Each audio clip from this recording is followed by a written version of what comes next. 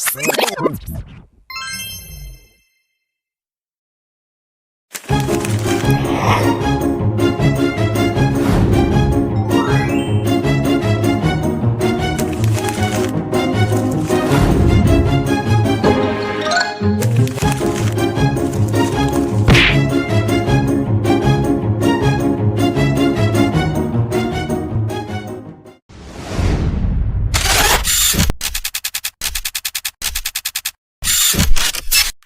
standby, kamera ready, sound ready, 3, 2, 1, action. Pose with the fans. Pose with the pose with the pose with the fans. Pose with the pose with the pose with the fans. Pose with the fans. Pose with the fans.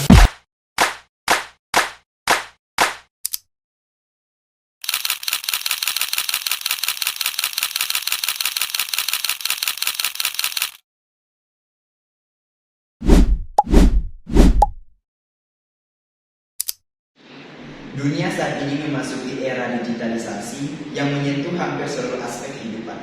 Teknologi digital memberi dampak besar dalam komunikasi, ekonomi, pendidikan, dan budaya.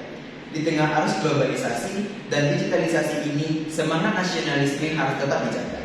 Pemuda sebagai generasi muda, penerus bangsa memiliki tanggung jawab strategis untuk menjaga keutuhan NKRI dan memperkuat identitas bangsa di ruang digital.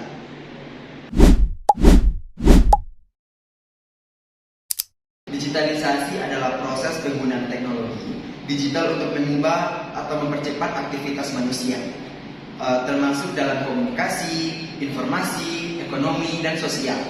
Contohnya seperti belajar online, pendidikan daring, komunikasi melalui media sosial, dan penggunaan AI dan big data dalam pemerintahan.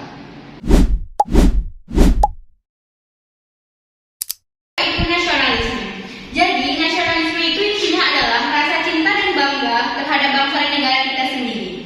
Bukan hanya sekedar menghafal lagu, kebangsaan, tapi juga bagaimana kita menaruh kepentingan bangsa di atas kepentingan pribadi atau kelompok.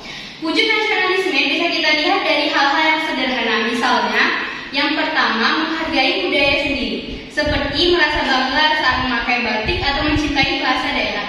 Yang kedua, membela negara dari ancaman, termasuk menjaga nama baik Indonesia di dunia maya. Yang ketiga, berpartisipasi dalam pembangunan, contohnya dengan belajar secara giat dan aktif dalam kegiatan yang bermanfaat. Yang keempat, mematuhi hukum dan menjaga persatuan, terutama dengan menghargai perbedaan yang ada di masyarakat. Nah, sekarang kita masuk ke bagian yang tidak kalah penting, yaitu nasionalisme di era digital. Zaman sekarang semuanya sudah serba online. Kita bisa mengakses informasi dari mana saja dengan sangat mudah. Nah, digitalisasi ini punya dua sisi. Ada dampak positif, tetapi juga ada dampak negatifnya. Dampak positifnya antara lain, yang pertama, nilai-nilai kebangsaan menjadi lebih mudah disebarkan. Misalnya lebih banyak konten edukatif tentang sejarah Indonesia atau perjuangan pahlawan yang viral di TikTok dan Instagram. Yang kedua, budaya Indonesia dapat dikenal lebih luas hingga ke mancanegara. Contohnya, grup K-pop pernah memakai batik buatan Indonesia yang viral karena diunggah ke warganet ke media sosial. Yang ketiga, banyak anak muda yang semakin kreatif seperti Gozali yang menjual selfie-nya sebagai NFT dan mengharumkan nama Indonesia di dunia digital. Namun, kita juga perlu mewaspadai dampak negatifnya seperti yang pertama, meningkatkan paparan terhadap ideologi asing, misalnya konten yang mempromosikan paham radikalisme atau individualisme ekstrem yang bertentangan dengan nilai Pancasila. Yang kedua, munculnya gaya hidup hedonis di media sosial seperti tren flexing yang membuat orang berlomba-lomba pamer kemewahan tanpa memikirkan dampaknya terhadap nilai kesederhanaan dan solidaritas. Yang ketiga, penyebaran hoax yang semakin cepat. Misalnya, berita palsu tentang isu SARA yang sempat memicu konflik di beberapa daerah saat masa pemilu. Jadi, dari sini kita bisa menyimpulkan bahwa nasionalisme tetap harus dijaga, bahkan di tengah derasnya arus digital seperti sekarang. Tugas kita sebagai generasi muda adalah menjaga semangat cinta tanah air sambil menggunakan teknologi secara bijak dan bertanggung jawab.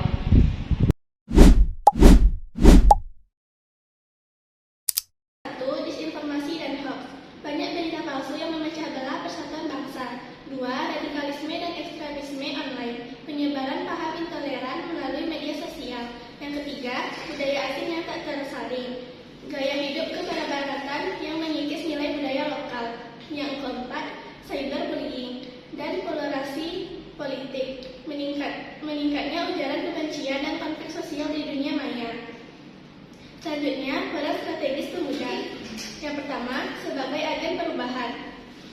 menjadi pionir perubahan sosial yang positif di era digital. Yang kedua, sebagai pelopor literasi digital, membimbing masyarakat agar bijak menggunakan internet. Yang ketiga, sebagai duta budaya dan bahasa Indonesia, memperkenalkan dan melestarikan budaya lewat platform digital. Yang keempat, sebagai penjaga persatuan dan toleransi, menyuarakan perdamaian dan semangat Bhinneka Tunggal Ika.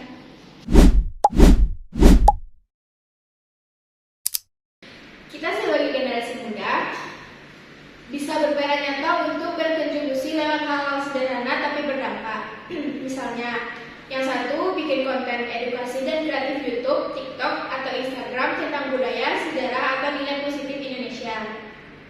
Dan yang kedua, gabung komunitas anti hoax atau gerakan literasi digital supaya masyarakat lebih pintar memilih informasi. Yang ketiga, menciptakan aplikasi atau platform yang bantu pendidikan dan melestarikan budaya lokal. Dan yang terakhir yaitu ajak diskusi lewat webinar, podcast, atau live Instagram tentang nasionalisme.